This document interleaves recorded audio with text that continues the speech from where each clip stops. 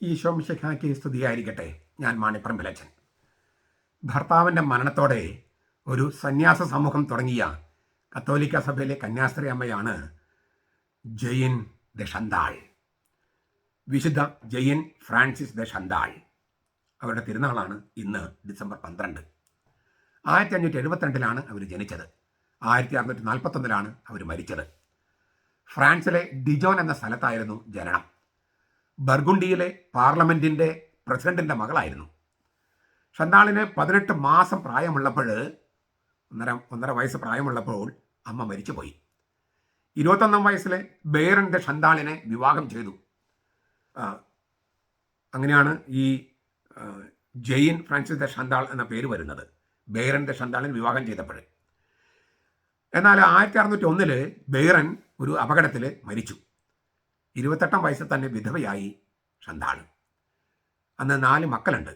അപ്പോൾ 4 മക്കളുടെ അമ്മയും വിധവയുമായ ഷന്താൾ ഇനിയൊരു പുനർവിവാഹമൊന്നുമില്ല, ബ്രഹ്മചാരിയായിട്ട് ജീവിക്കാം എന്ന് വ്രതമെടുത്തു. ഭർത്താവിൻ്റെ എസ്റ്റേറ്റ് നോക്കി നടത്തുന്നതിലും കണിച്ചക്കാരനായ അമ്മായിയപ്പനെ പരിചരിക്കുന്നതിലും ദരിദ്രരെ സംരക്ഷിക്കുന്നതിലൊക്കെ ഈ ജെയിൻ ദെ ഷന്താൾ വിസ്മയനീയമായ വിധത്തിൽ വിജയം വരിച്ചു.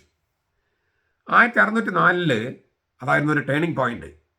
ജനീവയുടെ മെത്രാനായിരുന്ന ഫ്രാൻസിസ് സാലസിനെ കണ്ടുമുട്ടി. അന്ന് മുതൽ ഫ്രാൻസിസ് സാലസ് ഷന്താളിൻ്റെ ആത്മീയ പിതാവാണ് ആയി. കന്യാസ്ത്രീയാകാനുള്ള ആഗ്രഹം ഷന്താൾ ഫ്രാൻസിസ് സാലസിനെ അറിയിച്ചെങ്കിലും അല്പം കൂടി കഴിയട്ടെ എന്ന നിലപാടിലായിരുന്നു മെത്രാനായിരുന്ന ഫ്രാൻസിസ് സാലസ്.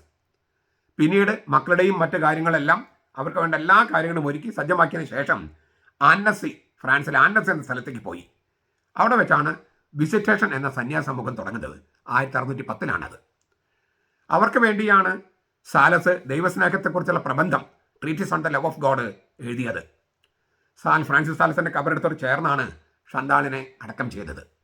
ഈ ആനസ് എന്ന സ്ഥലത്ത് ഞാൻ 2007 ഞാനൊരു 2 കോൺഫറൻസ് നടത്താൻ പോയിട്ടുണ്ട്. 14 രാജ്യങ്ങളിൽ നിന്നായിട്ട് 67 വൈദികരും കുറച്ച് കന്യാസ്ത്രീമാരൊക്കെ ഉണ്ടായിരുന്നു. 2 കോൺഫറൻസുകൾ ഞാനാണ് അവിടെ കൊടുത്തത്. അപ്പോൾ ഈ ആനസ് എന്ന സ്ഥലത്ത്, ഈ ഫ്രാൻസിസ് സാലസിനെ അടക്കം ചെയ്ത സ്ഥലത്ത്, ഷന്താളിനെ അടക്കം ചെയ്ത സ്ഥലത്ത് ഞാൻ 2007 സന്ദർശിച്ചിട്ടുണ്ട്, പോയിട്ടുണ്ട്. ആ വിശുദ്ധയുടെ കബറിടത്തെങ്കിലും പോയിട്ടുണ്ട്. ഈ ദുരിതം എന്നൊക്കെ പറയാവുന്ന തരത്തിലുള്ള സംഗതികൾ പലതുണ്ടായി. 18 മാസം പ്രായമുള്ളപ്പോൾ അമ്മ മരിച്ചു. കല്യാണം കഴിഞ്ഞ് കുറച്ച് നാൾ കഴിഞ്ഞപ്പോൾ ഭർത്താവ് അപകടത്തിൽ മരിച്ചു. 28 വയസ്സിൽ വിധവയായി, 4 മക്കളുടെ അമ്മയായി. എന്നിട്ടും കുടുംബം എസ്റ്റേറ്റും ഒക്കെ നോക്കി നടത്തി ബ്രഹ്മചര്യ വ്രതം എടുത്തു. പിന്നെ ആ വിധവയും അമ്മയും ഭാര്യയും ഒക്കെ ആയിരുന്ന ആൾ ഒരു സന്യാസ സമൂഹത്തിന് രൂപം കൊടുത്തു.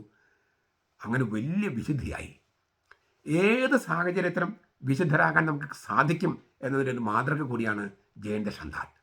നമ്മൾ ഏത് ജീവിതാവസ്ഥയിലാണോ, എന്ത് ദുരന്തമോ പ്രതിസന്ധികളൊക്കെ ഉണ്ടാകട്ടെ, എന്നാലും ദൈവത്തോടൊപ്പം നടക്കാനും അതുപോലെ ദൈവസന്നിധിയിൽ വിശുദ്ധരായി ജീവിച്ച് മരിക്കാനും കഴിയട്ടെ.